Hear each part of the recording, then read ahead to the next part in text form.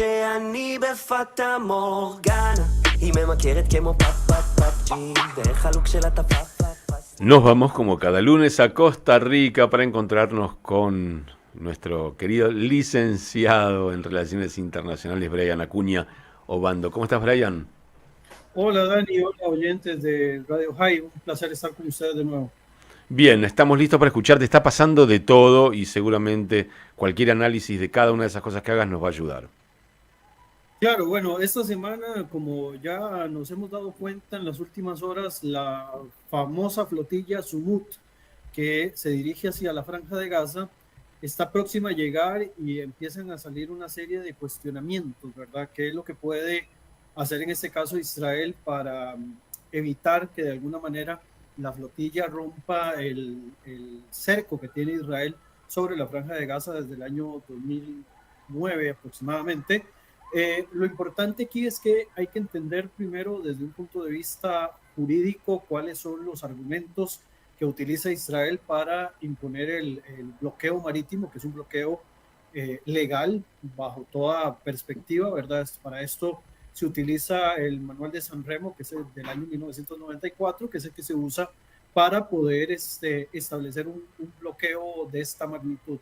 Hay que señalar que lo más importante de esto es avisar a las partes de que se está, digamos, realizando un bloqueo, y por otra parte, un elemento muy importante es que el bloqueo tiene que ser también proporcional, es decir, que no puede hacerse un bloqueo en casos de crisis humanitarias extremas, que es lo que quizás algunos están, digamos, argumentando. Sin embargo, este tema de la proporcionalidad no solamente compete a Israel, sino que también compete a la parte que quiera romper el bloqueo, es decir, una embarcación de estas que quiere llevar ayuda humanitaria, para la cantidad de ayuda humanitaria que lleva no es justificable el mecanismo de tratar de romper el bloqueo, porque no sería, digamos, no sería factible, no sería proporcional. En todo caso, si eventualmente alguna embarcación intenta romper el bloqueo, se puede, digamos, eventualmente enviar o desviar la embarcación hacia un puerto neutral, o hacia un puerto, digamos, considerado neutral, para poder hacer la movilización de la ayuda humanitaria que se trae, que generalmente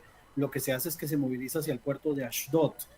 Un aspecto importante sobre los procedimientos que eventualmente podría aplicar Israel a la flotilla Sumut es eventualmente lanzar una advertencia previa, es decir, notificar a los buques que están intentando violentar un bloqueo que es legítimo desde el punto de vista del derecho internacional.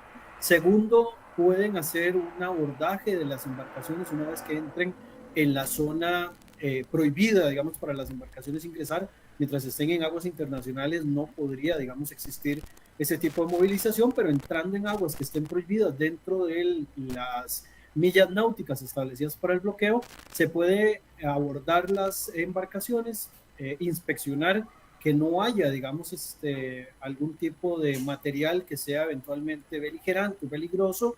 Después de esto, si se logra confirmar de que hay algún intento de violación, ya sea contra el bloqueo, o que se logra, digamos, de alguna forma encontrar algún producto que sea ilegal o que no esté contemplado dentro de los elementos de ayuda humanitaria, se puede desviar hacia un puerto, digamos, israelí en este caso, y posiblemente después se toma decisión sobre el futuro de la embarcación, y se supone también que tiene que ser expulsada lo antes posible la tripulación y enviada, digamos, a sus países de origen, o desde donde, digamos, salen las embarcaciones originalmente. Y el uso de la fuerza solamente es permitido si existe una resistencia clara, aplicando obviamente el principio de proporcionalidad y minimizando los daños civiles. Y en este punto, que es muy, muy importante, el tema del uso de la violencia, tenemos un ejemplo clarísimo que fue el que más ha llamado la atención, que fue el de Mavi Marmara en el 2010,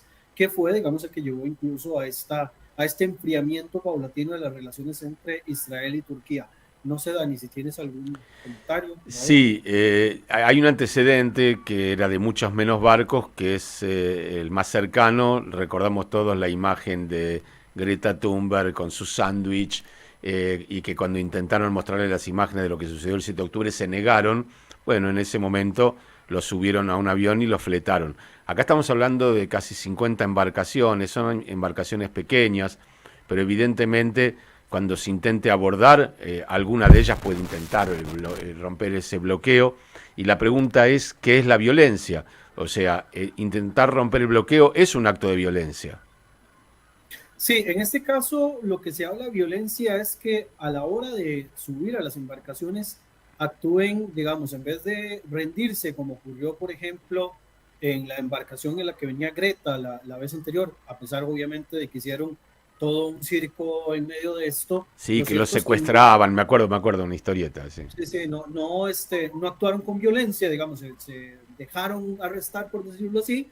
Si se diese un enfrentamiento, como ocurrió con el Mavi Mármara, que recordemos que hubo muertos de por medio y demás, ahí sí puede haber, digamos, una respuesta militar. Este bloqueo por parte de Israel ha sido cuestionado, ¿verdad?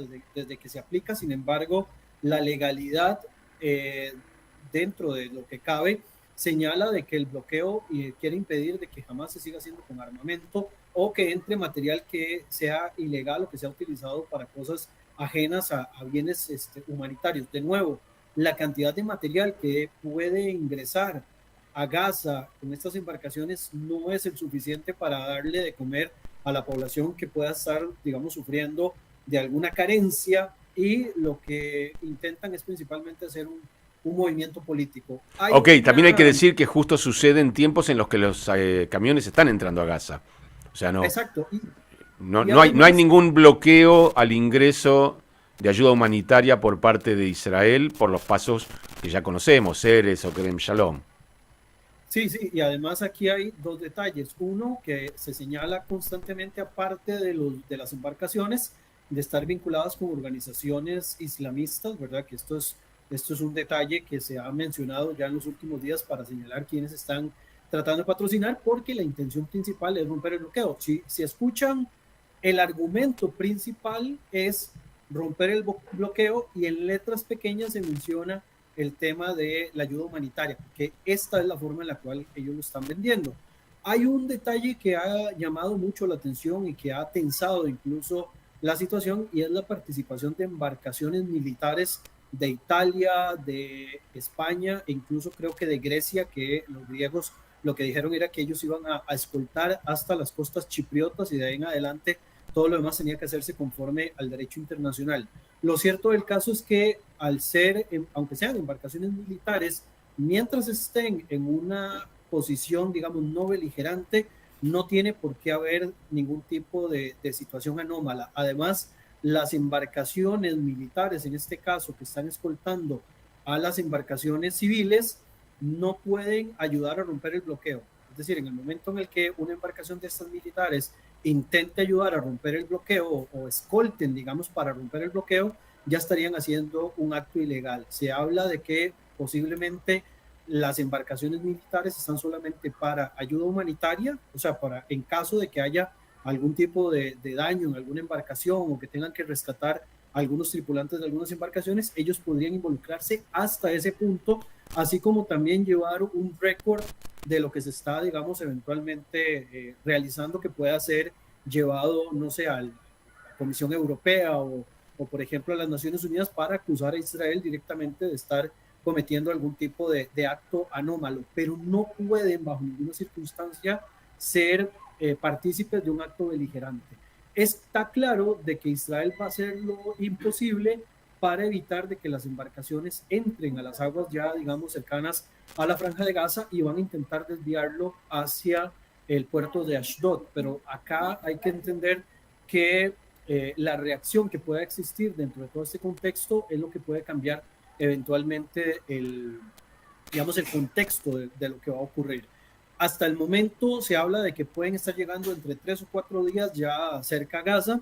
Entonces hay que ver cuál es la respuesta, no solamente de Israel, sino también cuál va a ser, digamos, la situación a nivel internacional. O sea, se abre un nuevo capítulo dentro de todo este tema que viene asociado directamente al conflicto en Gaza, que tiene más como objetivo una cuestión mediática que un tema asociado a una cuestión humanitaria. Si fuera un tema humanitario, haces una serie de embarcaciones, las envías a Ashdod, y que se baje todo ese material en Ashdod, y desde ahí que Naciones Unidas o la organización que está en estos momentos enviando comida a Gaza se encargaría de esto. pero lo cierto del caso es que es una acción política, y como acción política lo que buscan es romper un bloqueo que ellos consideran ilegal, pero que, como lo dije desde el inicio, y por eso partí del marco jurídico, desde un punto de vista jurídico es completamente válido. Brian, a lo mejor no te compete porque no sos no tenés por qué ser un experto en temas militares y sí lo sos en temas de relaciones internacionales, en temas diplomáticos. Pero ¿cómo es desde el punto de vista práctico el acto de impedir que rompan el bloqueo? Digo, ¿qué hago? ¿Interpongo una nave en el camino? ¿Hago un disparo de advertencia al mar? O sea, porque son 50. O sea, va a parecer uno de esos juegos infantiles donde todos corren y uno trata de atrapar a otros. Digo, desde el punto de vista práctico, técnico, ¿cómo frenás un velero? Si no quiere frenar, por supuesto. Bueno, son embarcaciones pequeñas en realidad, digamos, salvo algunas contadas, la mayoría son embarcaciones muy pequeñas. Incluso hemos visto que algunas han tenido problemas de abastecimiento de combustible y han tenido que hacer toda una trayectoria que se ha hecho más largo que el éxodo de Egipto en algunos casos. Pero lo cierto del caso es que con algunas embarcaciones mucho más grandes y militares, digamos, armadas por parte de Israel, se pueden detener. Obviamente, si te niegas a detenerte desde un punto de vista militar, puedes eventualmente disparar porque estás infringiendo la ley, ¿verdad? Obviamente no es como que vas a disparar un cohete y vas a destruir la embarcación y la vas a hundir. O sea, vas a disparar de modo advertencia y eventualmente lo que puedes hacer es abordar la embarcación, ¿verdad? Pero la mayoría de las embarcaciones que están saliendo hacia Gaza no son barcos grandes, por lo tanto, para una embarcación militar israelí promedio no es tan complicado, digamos, poder detenerlas. Obviamente son muchas, entonces hay que hacer toda una estrategia para detenerlas de tal manera en la cual se puedan eventualmente bloquear varias al mismo tiempo, ¿verdad? Tampoco es que vienen en fila, porque obviamente requieren de una distancia. Entonces, con que logres detener a las primeras, las otras es más probable que las puedas desviar hacia donde corresponde.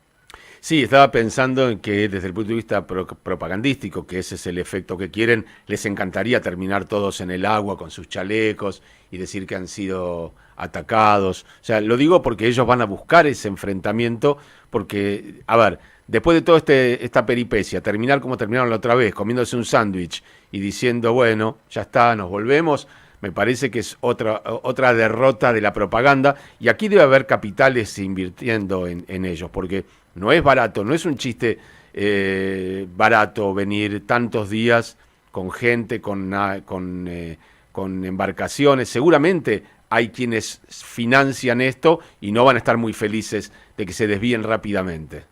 Y además hay que tomar en consideración de que muchas figuras que vienen son gente de medios, ¿verdad? Hay gente de redes sociales, hay mucho influencer, mucho creador de contenido, hay incluso diputados y miembros de parlamentos europeos y demás, que nos demuestra de que hay plata aquí detrás. Lo cierto es que en este tema de la propaganda, ese es el efecto que van a querer provocar, ¿verdad? O sea, que se vean donde se ve vulnerada sus derechos, donde puedan dejar todo filmado. Es súper interesante porque recordemos que para la anterior flotilla salieron a la luz una vez que fueron, digamos, tomados prisioneros, salieron a la luz un montón de videos donde decían, bueno, si sale este video quiere decir que hemos sido capturados y bla, bla, bla, bla, bla.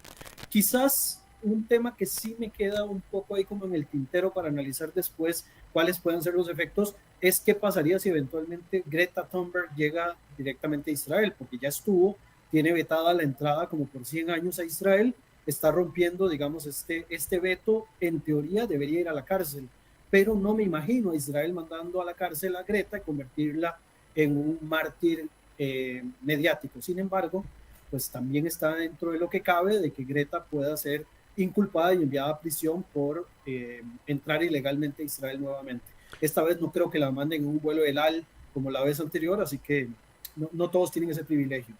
Sí, sí, esto corre por mi cuenta, pero sería casi lo único útil que haya hecho en su vida es estar presa, porque la verdad es que la utilidad de Greta Thunberg para la humanidad es absolutamente cuestionable y evidentemente es un cero a la izquierda que si no fuera por esto no sé qué estaría haciendo. Pero bueno, ahí le va el dinero, de eso viven los influencers, los Greta Thunberg y todos estos muchachos. Evidentemente, ¿qué pasa en el mundo con la gente que no tiene para comer? Les importa poco, porque hay tanta gente que no tiene para comer en el mundo y necesitaría de una flotilla, pero bueno, no está en el planteo. Te mando un abrazo grande, un abrazo grande y especialmente una Gmar Hatima Tová. Estamos en estos días previos a Yom Kippur. Pedirte perdón por lo que haya hecho mal o lo que te haya dicho y no haya estado bien, pero bueno, tendremos revancha, espero, después de este jueves. Bueno, Hatima Tová a todos y que seamos inscritos para bien en este año que empieza. Ojalá. Allí está Brian Acuña, un amigazo y aparte un tipo que sabe muchísimo de estos temas. Son las 11:50 aquí en la República Argentina, la temperatura 20 grados 8. Nosotros seguimos en el Coffee.